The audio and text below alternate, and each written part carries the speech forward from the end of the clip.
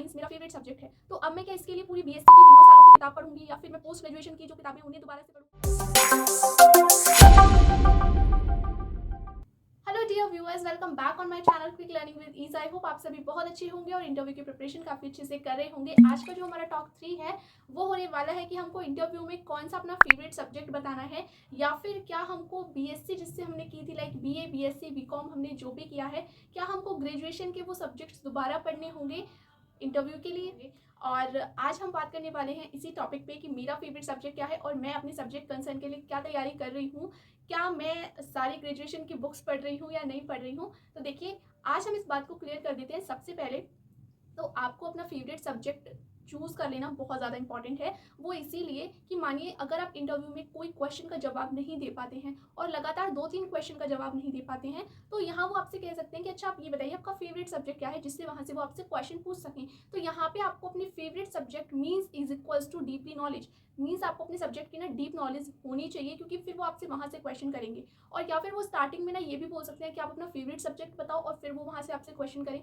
देखो, इंटरव्यू में क्या होता है, सबसे ज़्यादा क्वेश्चन कहाँ से किए जाते हैं, 90% क्वेश्चन आपके बायोडेटा से करे जाते हैं और 10% क्वेश्चन आपका डेमो होता है। मीन्स क्या हुआ, 90% क्वेश्चन जो आपके बायोडेटा से होने वाले हैं उसी में आपके जो सब्जेक्ट आता है वो आ जाता है। मीन्स देखिए, आपके बायोडेटा में आपका नाम होता है, वो आपसे मीनिंग पूछ सकते हैं। उसके बाद आपकी क्वालिफिकेशंस हो सकती हैं। क्वालिफिकेशंस जब आप अपनी बता रहे हैं और आप किसी लाइक उन्होंने देखा कि आपने बीएससी किया है, ओके, बीएससी करने के बाद उन्होंने पूछा आपसे कि बीएससी करने के बाद अब आप क्या कर रहे हैं, आपने बता दिया कि मैं एमएससी कर रहा हूँ। एमएससी किससे कर रहे हैं, मैंने बता दिया सब्जेक्ट। अब उन्होंने एक चीज़ देखी कि इसने 12th में भी पीसीबी लिया, उसके बाद इसने ग्रेजुएशन साइंस से की, अब ये जो पोस्ट ग्रेजुएशन है वो भी साइंस से कर रहा है। मीन्स कहीं ना कहीं इसकी बैकग्राउंड साइंस रही है, ठीक है। फिर भी वो आपकी कंफर्मेशन के लिए पूछ सकते हैं आपका फेवरेट सब्जेक्ट क्या है, और अभी आपके पास है ऑप्शन कि आप यहाँ पे अपना सब्जेक्ट बता सकते हो।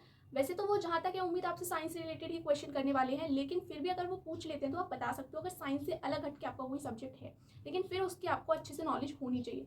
अब मानिए मैंने अपना बता दिया कि मैं साइंस मेरा फेवरेट सब्जेक्ट है, तो अब मैं क्या इसके लिए पूरी बीएससी की तीनों सालों की किताब पढ़ूंगी या फिर मैं पोस्ट ग्रेजुएशन की जो किताबें उन्हें दोबारा से पढ़ूंगी, क्या करूंगी मैं इसके लिए, किस तरह से प्रिपरेशन करूँ। 3 साल में जो हमने कंप्लीट सिलेबस किया बीएससी का, क्या वो मैं 15 दिन में कंप्लीट कर लूँगी? इम्पॉसिबल है, बिल्कुल कोई नहीं कर सकता इसको, ठीक है। तो क्या करना है इसके लिए हमको, देखिए वहाँ पे जाके साइंस, अगर मैंने अपना बैकग्राउंड बोला है, फेवरेट सब्जेक्ट बोला है, इसका मतलब ये नहीं कि मैंने ग्रेजुएशन अगर जेडबीसी से किया है तो वो मुझसे पर्टिकुलरली किसी प्लांट की लाइफ साइकिल पूछेंगे या फिर जूलॉजी से पर्टिकुलर क्वेश्चन उठा के पूछेंगे, ऐसा नहीं हो सकता। क्योंकि वो मुझे ना तो बच्चों को पढ़ाना है कि मेरे को प्लांट की लाइफ साइकिल बतानी है, क्योंकि मैं एमएससी बॉटनी से कर रही हूँ, इसलिए वो मुझसे एक प्लांट की लाइफ साइकिल पूछेंगे, नहीं।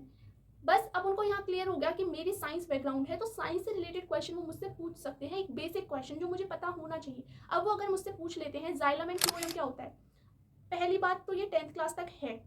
सेकेंड चीज़, मैंने ग्रेजुएशन में बॉटनी को पढ़ा है, प्लांट को डीप से पढ़ा है, और अब जब मैं पोस्ट ग्रेजुएशन कर रही हूँ वहाँ तो मैं बहुत ज़्यादा डीप से पढ़ रही हूँ, वो भी खासकर प्लांट्स के बारे में। अब इसके बाद अगर मुझे जाइलम फ्लोएम नहीं पता तो आई थिंक मेरे इतने से छोटे से क्वेश्चन से, 10th बेस्ड लेवल क्वेश्चन से मेरी जो इतनी बड़ी जो तैयारी है या फिर इतनी बड़ी जो मेरी नॉलेज है, इतनी बड़ी जो मेरी स्टडीज़ है पोस्ट ग्रेजुएशन तक की, वहाँ पर फुल स्टॉप लग जाता है कि मैंने क्या पढ़ा जब मुझे इतना ही नहीं पता। तो सिर्फ आपको इतना करना है कि आपने जो भी कुछ किया हो, बीएससी, बीए, बीकॉम, कुछ भी किया हो, आप उस सब्जेक्ट से रिलेटेड, आपकी जो स्ट्रीम रही है उससे रिलेटेड आप अपने 10th की बेसिक्स क्लियर कर लीजिए। मीन्स 10th क्लास तक की बुक्स आपको पता होनी चाहिए, बेसिक्स। अगर आपका मानिए फेवरेट सब्जेक्ट आपने पॉलिटिकल साइंस बता दिया, या फिर आपने ज्योग्राफी बता दिया, हिंदी बता दिया, मैथ्स बता दिया, कुछ भी बता दिया, तो वो आपका 10th लेवल तक का तैयार होना चाहिए, जिससे कि वो आपसे बेसिक ही क्वेश्चन करेंगे। ऐसा नहीं वो ग्रेजुएशन लेवल का क्वेश्चन पूछेंगे आपसे, ऐसा नहीं है।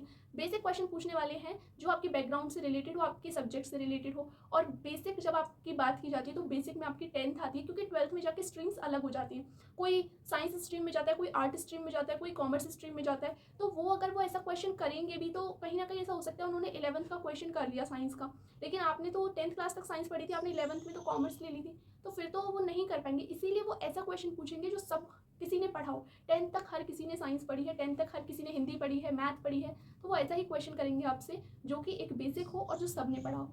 इसीलिए आप कंफ्यूज मत होइए, ग्रेजुएशन वगैरह वगैरह कहीं मत जाइए, सिर्फ 10th क्लास तक की बुक्स पढ़िए। और जो आपका फेवरेट सब्जेक्ट है, लाइक हिंदी है, तो उसे तो बहुत अच्छे से 10th लेवल का कर लीजिए कि आपसे वहाँ से क्वेश्चन पूछा जाए तो आप बता सकें। ओके, अगर साइंस है तो 10th क्लास तक की साइंस अच्छे से पढ़ के रख दीजिए, जिससे कि वहाँ से आपसे बायो में भी क्वेश्चन पूछ सकते हैं, क्योंकि 10th क्लास तक बायो, केमिस्ट्री, फिजिक्स तीनों एक ही बुक में है। ओके, अगर और कोई सब्जेक्ट है like geography, history, political science कुछ भी है तो वो 10th लेवल तक का आप तैयार करके रख लो। बाकी इससे ज़्यादा सब्जेक्ट कंसर्न में कुछ भी करने की ज़रूरत नहीं है। आप एक और बता दूँ, देखो अगर आपने सीटेट यूपीटेट दिया होगा तो आपका जो 8th तक का सिलेबस होगा वो काफ़ी अच्छे से ऑलरेडी तैयार होगा। आपने सीटेट के अंदर पढ़ा होगा, लाइक मैंने 8th क्लास तक की साइंस वगैरह सब पढ़ रखी हैं, तो मुझे ज़रूरत है कि मैं 9th और 10th क्लास की पढ़ूंगी। अगर आपने आर्ट्स से हो तो आपने 8th क्लास तक का सब कुछ पढ़ लिया होगा। तो अब आप क्या करो, सबसे पहले आप ना 1 to 5th मत उठाओ, 6 to 8th बुक्स को पढ़ना स्टार्ट करो। 6 to 8 जब आप पढ़ लोगे ना तो आपका 1 to 5th अपने आप रेडी हो जाएगा। नेक्स्ट बचता है 9 10, तो आप उसको थोड़ा देख लीजिए। बाकी सब्जेक्ट कंसर्न में इससे ज़्यादा करने की कोई ज़रूरत नहीं है, सिर्फ आपको 9th और 10th को एक बार पढ़ना है। 1 to 5th तो आप इजी गो में सिर्फ एक हफ्ते में पढ़ के रख देंगे, तो कोई उसमें बड़ी बात नहीं है। तो होप आपको समझ आ गया होगा कि आपको अपना फेवरेट सब्जेक्ट क्या बताना है। फेवरेट सब्जेक्ट बहुत सोच समझ के बताना, क्योंकि फिर वहाँ से क्वेश्चन, मतलब आप उनको कह रहे हो कि मुझसे इस सब्जेक्ट में क्वेश्चन पूछो, तो फिर आपको आना भी चाहिए उसमें।